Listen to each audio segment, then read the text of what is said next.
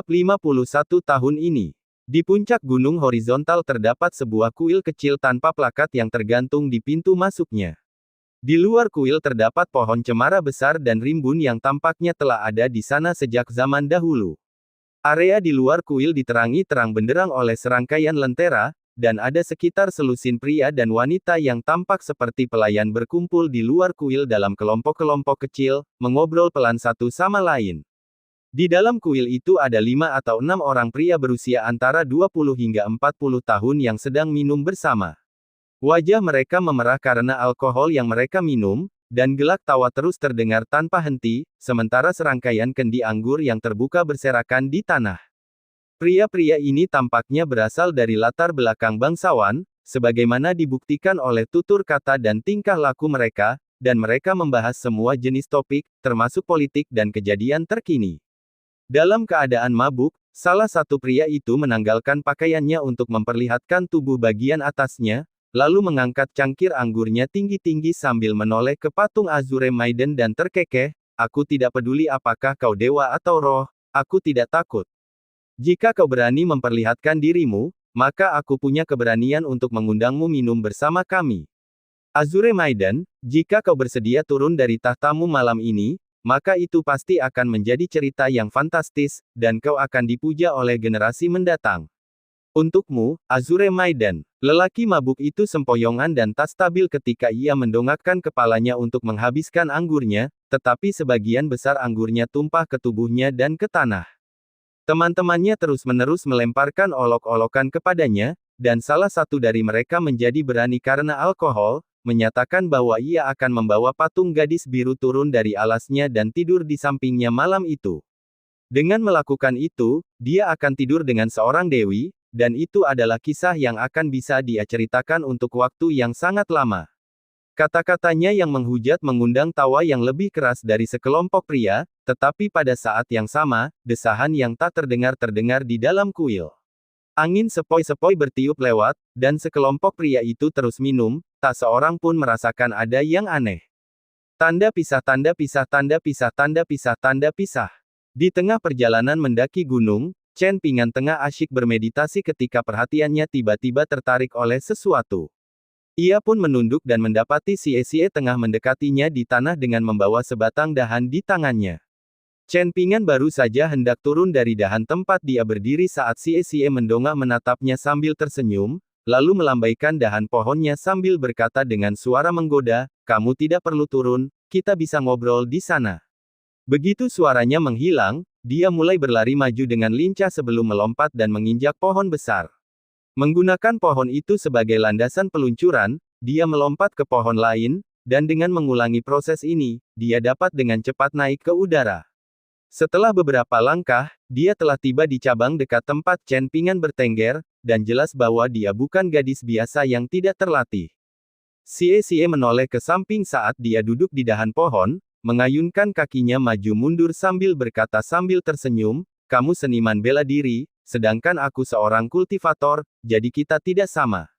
Di mata para kultivator yang sombong, seniman bela diri hanyalah orang-orang yang tidak memiliki bakat untuk berkultivasi, jadi mereka terpaksa menerima sesuatu yang lebih rendah dan beralih ke seni bela diri. Itulah sebabnya 9 tingkatan seni bela diri dikecam sebagai 9 tingkatan rendah. Pada dasarnya, para kultivator seperti pejabat formal istana kekaisaran, sementara seniman bela diri dapat disamakan dengan pejabat informal yang rendah, dan yang pertama memandang rendah yang terakhir, yang akhirnya mengakibatkan permusuhan dan kebencian satu sama lain. "Mengapa kau menceritakan semua ini kepadaku?"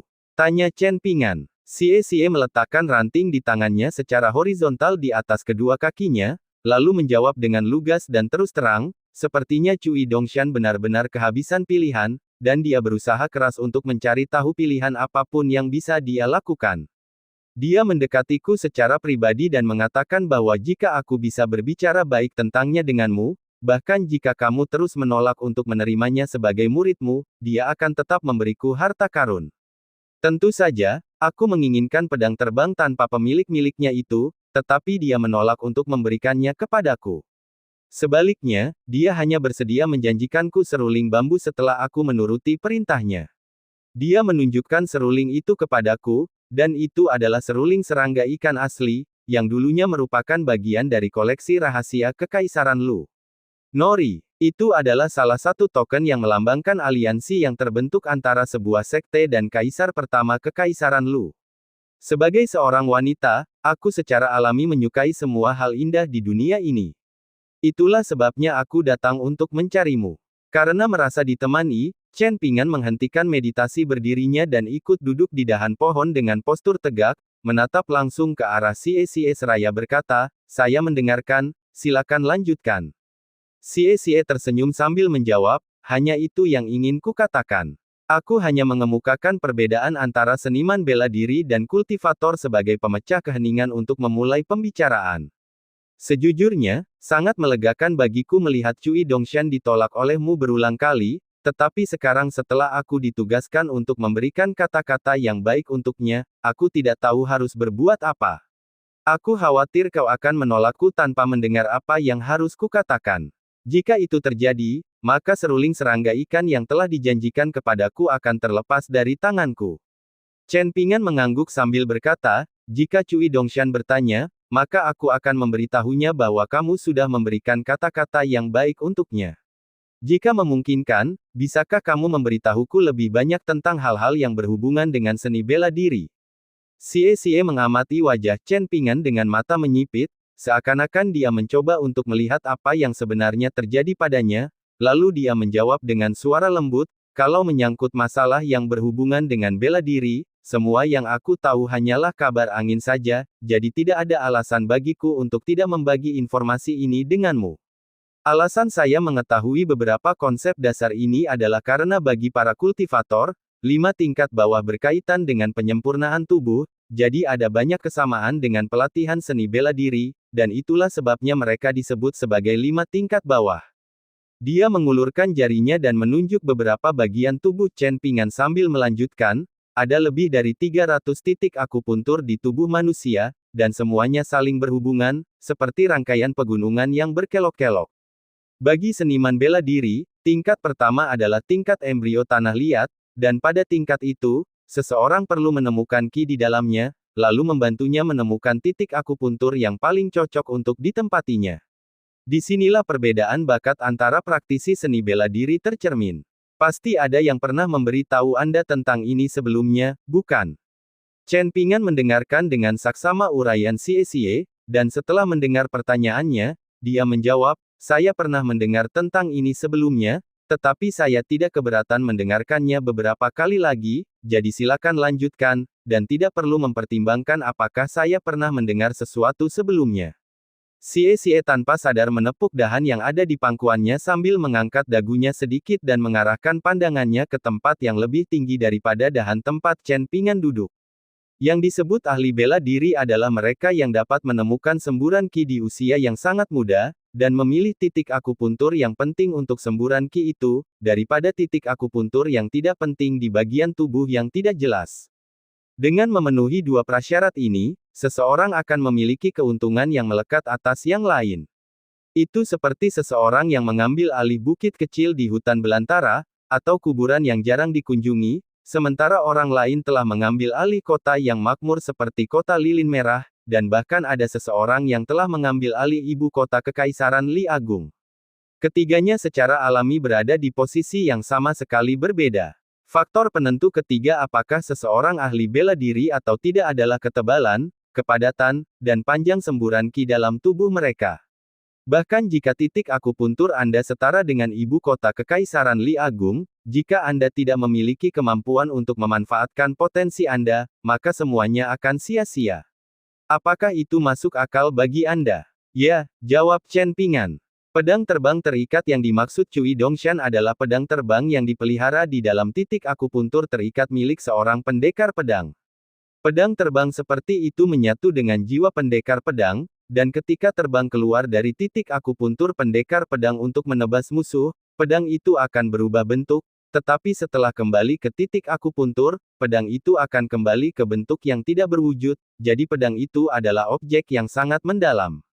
Guru saya pernah mengatakan kepada saya bahwa titik akupuntur di tubuh manusia dapat diibaratkan sebagai dunia kecil yang memiliki sifat yang mirip dengan harta karun.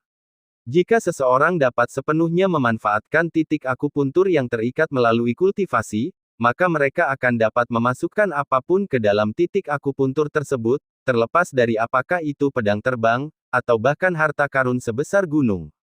Bagi seniman bela diri, kunci untuk mencapai tingkat kedua adalah memperluas jalur dalam tubuh seseorang dengan titik akupuntur yang terikat sebagai titik awal, memperluas dan menghaluskan meridian yang sempit dan kasar menjadi jalan resmi. Mengapa ada begitu banyak jenis seni bela diri di dunia? Alasannya terletak pada berbagai jalur yang dapat ditempuh seseorang.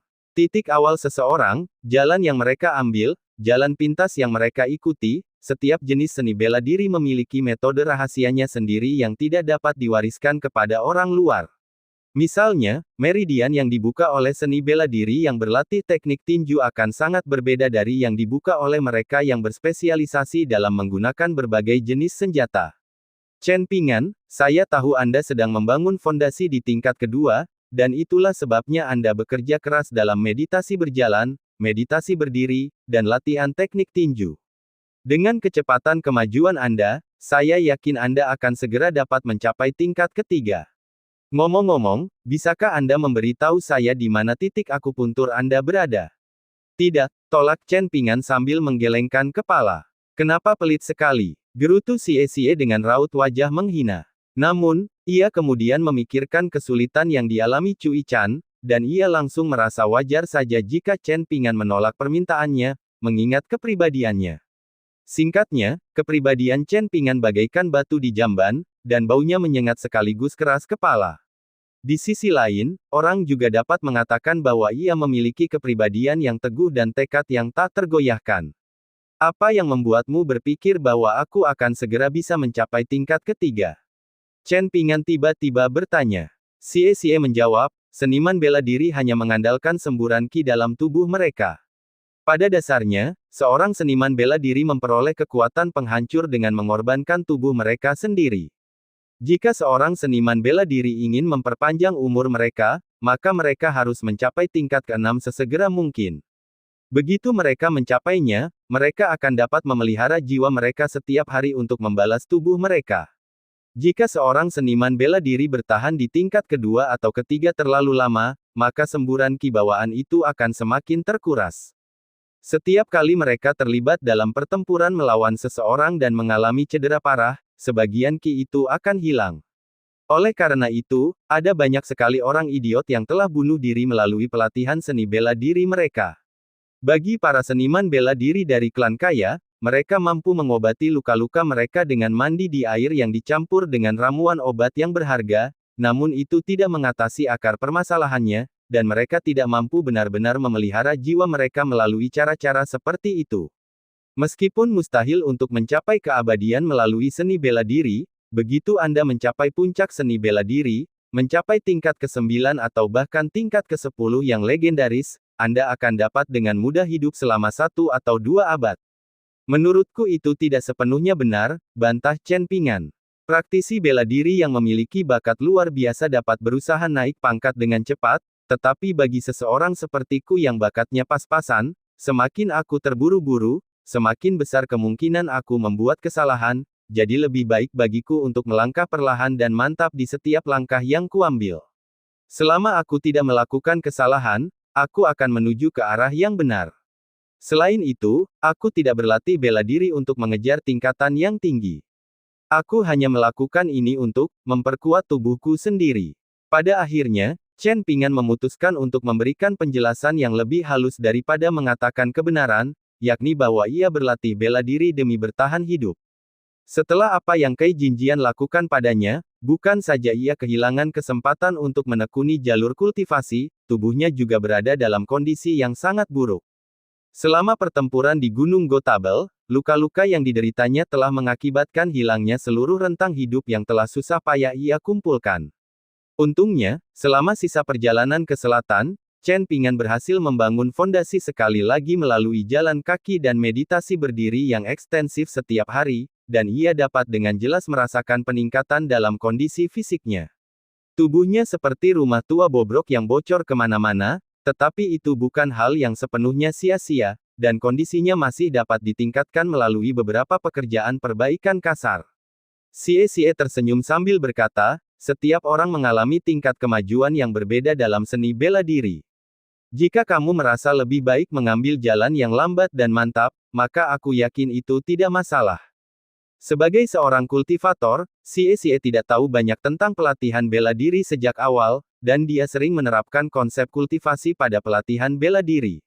Meskipun dia telah melihat dan mengalami lebih banyak dari Zhu He, dia jelas tidak begitu akrab dengan seluk-beluk pelatihan bela diri seperti seniman bela diri tingkat 5 seperti Zhu He. Terlebih lagi, kepala keluarga Li di Jalan Keberuntungan secara pribadi memuji Zhu He sebagai guru bela diri yang cemerlang, dan itu sudah menjadi bukti yang cukup tentang betapa hebatnya Zhu He dalam mengajari orang lain latihan bela diri.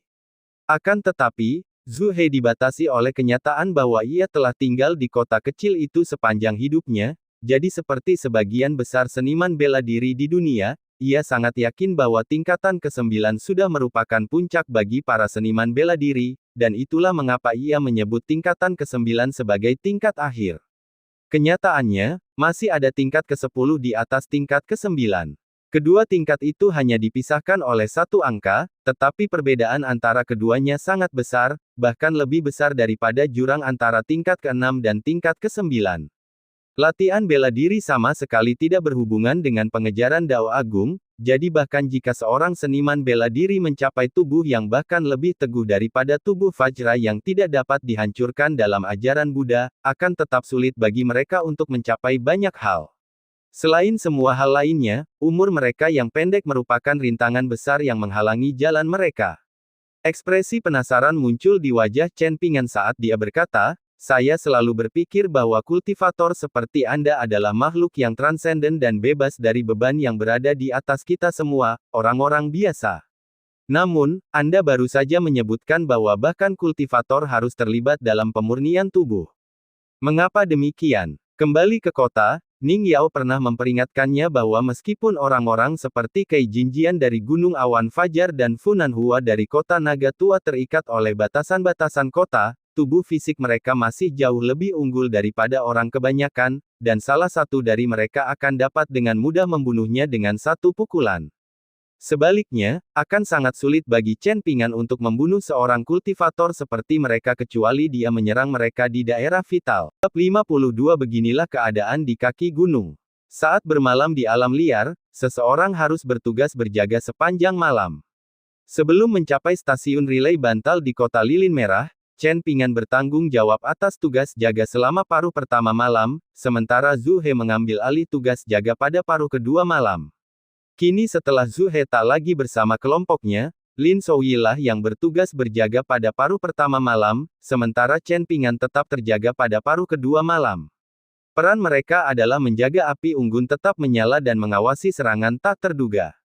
Chen Ping'an cukup familiar dengan tugas ini. Selama proses pembakaran tembikar, menjaga api tetap menyala merupakan hal yang paling penting.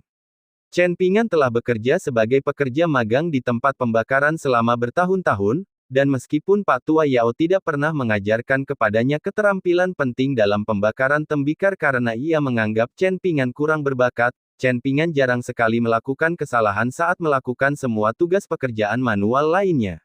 Oleh karena itu, dia sangat akrab dengan tugas seperti tugas pengintaian malam hari, yang merupakan ujian berat bagi kesabaran dan tekad seseorang. Lebih jauh, saat begadang di malam hari, ia dibiarkan sendiri di tempat yang tenang, sehingga ia bebas berlatih meditasi berjalan dan berdiri sebagaimana yang ditetapkan dalam panduan mengguncang gunung. Kadang-kadang, ia juga dapat menenun sandal jerami, atau menarik sepotong kecil panggung pembantai naga untuk mengasah pedang Li Baoping. Seiring dengan meningkatnya kemampuan meditasi berdiri, semburan Qi yang bagaikan naga berapi dalam tubuhnya akhirnya memilih sepasang titik akupuntur untuk berdiam. Meditasi berdiri, ditambah dengan teknik pernapasan Chen Ping'an, akan menempatkannya dalam kondisi setengah tertidur lelap. Meskipun hawa dingin musim semi tahun ini bertahan lama, dan panasnya musim panas masih menjadi kenangan samar tahun sebelumnya, Chen Ping'an tidak akan merasa kedinginan, sekalipun ia secara tidak sengaja membiarkan api unggun padam saat ia bertugas berjaga di paruh kedua malam. Setiap kali ia berhenti dari meditasi berdiri dan beralih ke meditasi berjalan, ia akan merasakan rasa hangat di sekujur tubuhnya, dan ia tidak merasa lelah sama sekali saat bepergian di siang hari. Pada malam ini, Chen Pingan terus duduk di samping api unggun untuk bermeditasi, dan semburan qi dalam tubuhnya dengan cepat mengalir di sepanjang titik akupuntur di dekat dantiannya, seperti ikan mas yang berenang melawan arus air. Semburan qi itu kemudian terhenti sebentar di titik akupuntur yang telah dikosongkan oleh gumpalan qi pedang itu, bagaikan seorang pengelana yang beristirahat sebentar di stasiun pemancar atau seorang pendaki yang beristirahat di tengah jalan mendaki gunung, lalu setelah itu qi itu terus bergerak ke atas, hingga mencapai bagian belakang leher Chen Pingan, lalu kegelabelannya dalam satu gerakan. Chen Pingan membuka matanya dan mengembuskan napas, lalu berdiri dan melompat-lompat pelan beberapa kali. Tiba-tiba, dia menoleh dan mendapati Yulu, yang telah turun dari kereta kuda dan perlahan mendekati api unggun sambil memegang seikat ranting yang tidak terlalu kering di tangannya. Ia lalu berjongkok di samping api unggun dan dengan hati-hati menambahkan ranting-ranting pohon itu ke dalam api satu demi satu alih-alih melemparkannya begitu saja sekaligus, dan api pun dengan cepat mulai berkobar dengan lebih hebat. Yulu mengulurkan tangannya ke arah api sebelum menggosoknya, lalu menoleh ke Chen Pingan sambil tersenyum dan bertanya, "Chen Pingan, bolehkah aku ikut serta dalam tugas pengintaian malam hari mulai sekarang? Kamu harus berlatih meditasi berdiri dan berjalan, dan sebaiknya kamu tidak terganggu saat melakukannya. Saya yakin Anda bisa melihat bahwa saya memiliki tingkat kebugaran yang baik, jadi jika Anda bersedia mempercayai saya dengan senang hati akan mengambil alih 4 jam sebelum fajar." Chen Pingan menggelengkan kepalanya sebagai tanggapan. "Saya menghargai tawaran baik itu, tetapi saat ini, tidak perlu ada pengaturan seperti itu." Yulu tahu bahwa Chen Pingan masih belum cukup percaya padanya untuk menyerahkan keselamatan semua orang kepadanya, tetapi dia sama sekali tidak terganggu oleh hal ini. Sebaliknya, dia hanya mengangguk dan berkata, "Jika kamu membutuhkan aku untuk mengambil alih, jangan ragu untuk memberi tahuku. Aku juga ingin melakukan sesuatu untuk semua orang. Jika tidak, aku merasa seperti beban yang tidak berguna." Wajah Yulu yang bersudut dan matanya yang cerah disinai oleh api, dan Chen Pingan dapat dengan jelas merasakan niat baiknya, jadi dia tersenyum dan menjawab, "Aku pasti akan melakukannya." Pada saat seperti ini, sudah musim panas, tetapi cuacanya masih seperti akhir musim semi, Yulu berkomentar dengan santai. "Cuaca tahun ini memang agak aneh." Chen Pingan setuju. Setelah mengobrol sebentar, Yulu berdiri hendak pamit, dan Chen Pingan memperhatikan kepergiannya. Menurut apa yang diceritakan Lin Souyi kepadanya secara pribadi, Yulu tampaknya bukan pemain Go yang sangat istimewa, dan dia tidak pernah membuat gerakan cemerlang, tetapi kenyataannya, dia adalah pemain Go yang lebih unggul daripada Xie, yang memiliki gaya yang jauh lebih agresif dan menyerang. Chen Pingan telah menyadari bahwa Yulu sangat teliti dalam segala hal yang dilakukannya, dan Lin Souyi menyetujui pernyataan ini, sambil mengatakan bahwa Yulu bahkan lebih dapat diandalkan dan cakap daripada pejabat istana kekaisaran yang paling berpengalaman dan berpengalaman. Ini adalah kualitas yang telah diamati Chen Pingan dalam banyak kesempatan. Misalnya, Yulu hanya pernah melihat Chen Pingan menenun sandal jerami beberapa kali sebelum ia mampu menenun sendiri, dan ia melakukannya dengan standar yang cukup tinggi. Bahkan, sandal jerami yang saat ini ia kenakan adalah hasil tenunannya sendiri. Contoh lain ialah saat Chen Pingan sedang memancing, Yulu kerap mengamati ke tepi dalam diam, mencatat kapan Chen Pingan melempar kailnya, di perairan mana ia melempar, bagaimana ia melempar, bagaimana ia melelahkan ikan besar dengan tali pancingnya, bagaimana ia menarik ikan keluar dari air, bagaimana ia mencegah ikan terlepas dari kail saat melompat keluar dari air, dan banyak detail halus lainnya yang terlibat dalam memancing. Pada suatu kesempatan, Chen Pingan sedang sibuk dengan sesuatu yang lain, jadi Yulu bertanya kepadanya apakah ia dapat mencoba memancing menggantikan Chen Pingan. Meskipun ia tidak memiliki pengalaman memancing sebelumnya, Yulu telah melakukannya dengan cukup baik. Chen Pingan tidak berkomentar apapun tentang semua ini, tetapi dia telah mengamati Yulu dengan saksama selama ini. Kesimpulannya adalah jika Yulu adalah orang baik, maka dia pasti akan mampu melakukan beberapa tindakan yang fantastis, tetapi jika dia adalah orang jahat, maka Chen Pingan bahkan tidak berani membayangkan apa yang akan mampu dilakukannya. Malam yang tanpa kejadian berlalu. Selain api unggun yang berangsur-angsur padam di samping Chen Pingan, sebuah lampu telah dinyalakan di kereta di kejauhan, dan tetap menyala sepanjang malam. Tampaknya Cui Chan terjaga sepanjang malam sambil membaca buku. Hanya secercah cahaya yang muncul di langit ketika Chen Pingan memulai latihannya hari itu. Ia tiba di sebuah tempat di tengah gunung horizontal dengan pemandangan paling terbuka dan mulai berlatih teknik tinjunya. Saat melakukannya, ia perlahan-lahan bergabung dengan Li Baoping dan Lin Souyi. Adapun Li Huai, dia adalah yang paling tidak ulet di antara ketiga anak itu, dan dia hanya bergabung dengan Chen Pingan dalam latihan teknik tinjunya untuk sementara waktu sebelum bergegas pergi. Yulu dan Xie Xie sudah terbiasa dengan ini, dan pada hari ini, Cui Chan mengangkat tirai sebelum melangkah keluar ke kereta kuda, di mana dia mengamati latihan teknik tinju trio Chen Pingan. Awalnya, ia memandang rendah praktik ini, sering memutar matanya sebelum kembali ke kereta. Namun, seiring berjalannya waktu, ia menghabiskan lebih banyak waktu untuk mengamati praktik mereka. Setelah sarapan, semua orang mulai berjalan menaiki jalan setapak gunung menuju puncak gunung. Sepanjang jalan, mereka melewati kuil Azure Maiden dan pohon cemara tua. Jika seseorang hanya melihat ukuran pohon dan mengabaikan kedalaman kekayaannya, maka pohon itu sudah sebanding dengan pohon belalang tua di Jewel Small World. Lin Souyi mengira Chen Pingan akan melanjutkan perjalanannya, tetapi yang mengejutkannya, Chen Pingan mengunjungi kuil untuk melihat-lihat, lalu memanggil Li Baoping, Li Huai, dan Lin Souyi untuk masuk ke kuil. Ternyata, bagian dalam kuil benar-benar berantakan, dan tercium bau alkohol yang menyengat di udara.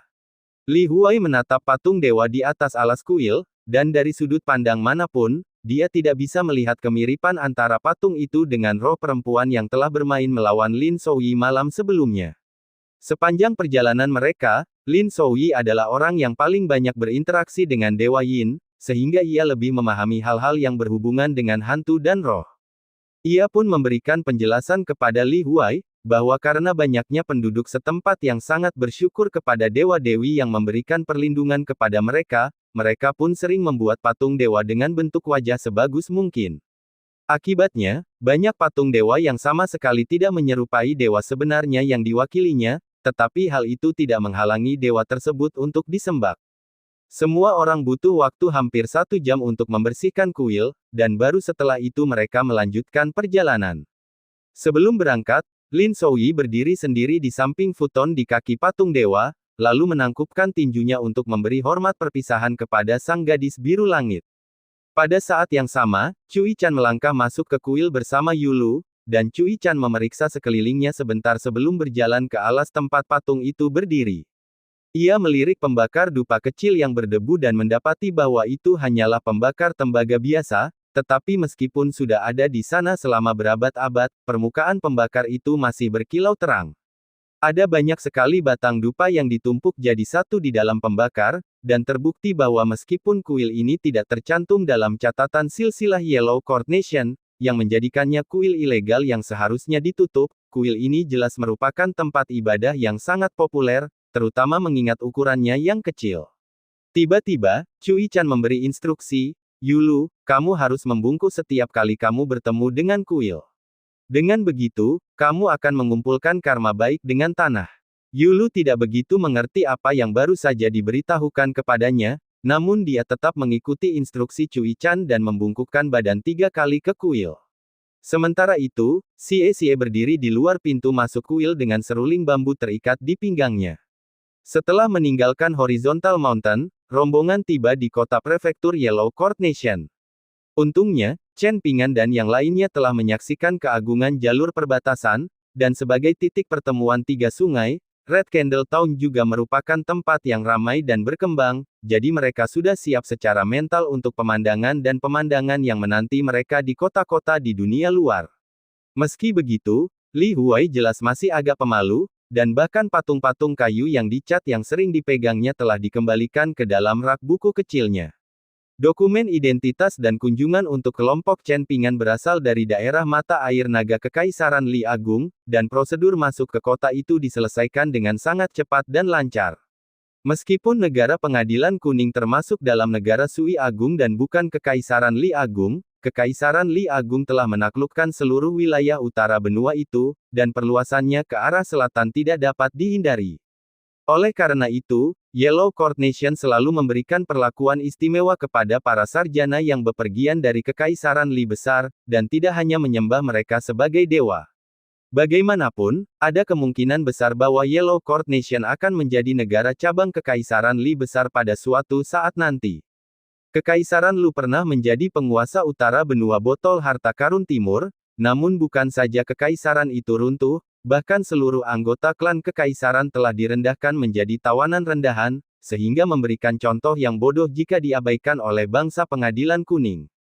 Sebelum memasuki kota, Chen Pingan telah bertanya kepada penduduk setempat tentang lokasi wisata apa saja yang dapat dikunjungi di kota tersebut. Hal ini karena selama perjalanan mereka ke Mountain Cliff Academy, Chen Pingan ingin Li Baoping dan yang lainnya dapat melihat sebanyak mungkin gunung, sungai, kuil, dan tempat wisata menarik lainnya yang terkenal, selama hal tersebut aman untuk dilakukan. Dia tidak ingin mereka menundukkan kepala dan melakukan perjalanan ke Mountain Cliff Academy, hanya untuk kehilangan semua pemandangan di sepanjang jalan dan berakhir dengan hanya kenangan perjalanan yang sibuk dan bertahan hidup di alam liar, Nori. Di kota ini, mereka akan mengunjungi kuil dewa kota tertua di Yellow Court Nation. Mural dinding yang sangat terkenal di kuil tersebut menggambarkan 18 jurang hukuman, dan konon mural tersebut sangat mirip dengan kehidupan nyata sehingga membuat orang merasa seolah-olah benar-benar berada di jurang hukuman. Setelah menanyakan arah, rombongan itu berjalan menuju kuil dewa kota menyusuri jalan lebar. Tiba-tiba, keributan tiba-tiba terdengar di belakang mereka, dan Chen Pingan berbalik untuk menemukan pemandangan yang menakjubkan, yang tidak akan pernah bisa dilihatnya di Kekaisaran Li Agung. Ada sekelompok sekitar 7 atau 8 pria dan wanita muda yang tampak terhormat, semuanya mengenakan pakaian yang berkibar, dan mereka dipimpin oleh seorang pria tua berambut putih saat mereka berjalan dengan angkuh di sepanjang jalan. Salah satu dari mereka menunggangi seekor kuda harimau hitam raksasa, sementara yang lain menunggangi seekor ular merah besar yang panjangnya lebih dari 20 kaki yang melata di belakang mereka, dan satu lagi membawa busur tanduk banteng besar di punggungnya.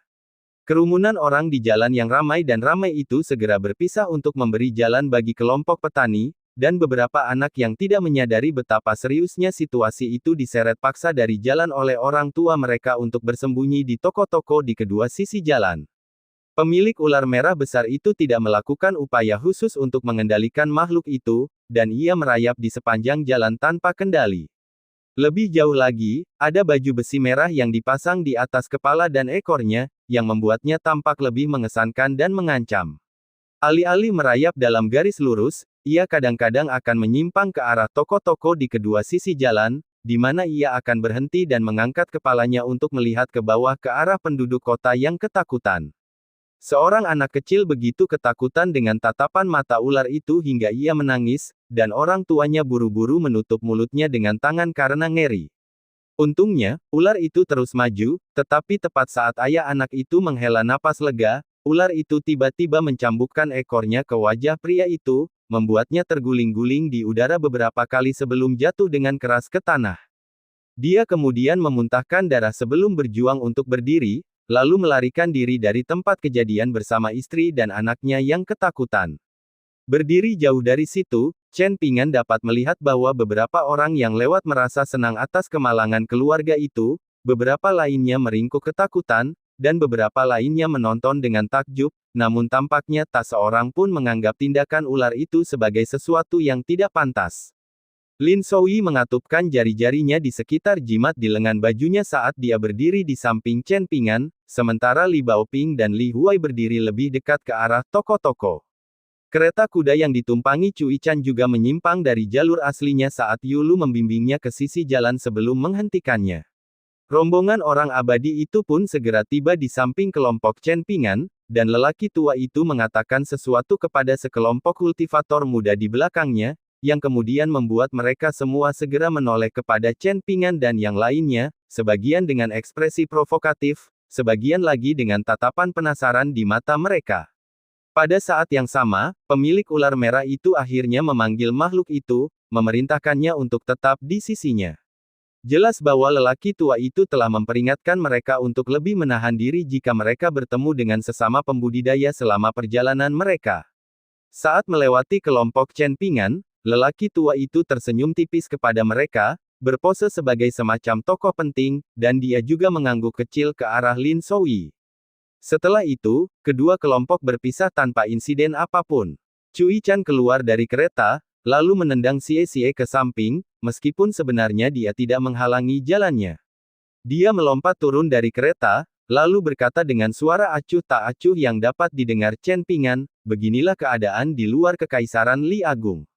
Chen Pingan dapat melihat bahwa hanya setelah kelompok kultivator itu pergi, beberapa penjaga resmi tiba di tempat kejadian untuk memulihkan ketertiban, tetapi mereka hanya muncul sebagai formalitas, daripada benar-benar melakukan sesuatu yang berguna. Apakah pihak berwenang tidak peduli dengan kejadian ini? Tanya Chen Pingan. Cui Chan tersenyum sambil menjawab, mereka tidak peduli, atau mereka terlalu takut untuk melakukan apapun, dan bahkan ada beberapa pejabat yang mati-matian ingin mendapatkan kesempatan untuk menjilat para pembudidaya ini. Chen Pingan menoleh ke arah Li Baoping dan Li Huai, lalu berkata dengan suara pelan, ayo kita lanjutkan. Cui Chan tidak kembali ke keretanya. Sebaliknya, dia berjalan perlahan di antara kelompok Chen Pingan dan kereta kuda. Lengan bajunya berkibar di sekelilingnya dengan anggun, membuatnya menyerupai dewa yang anggun.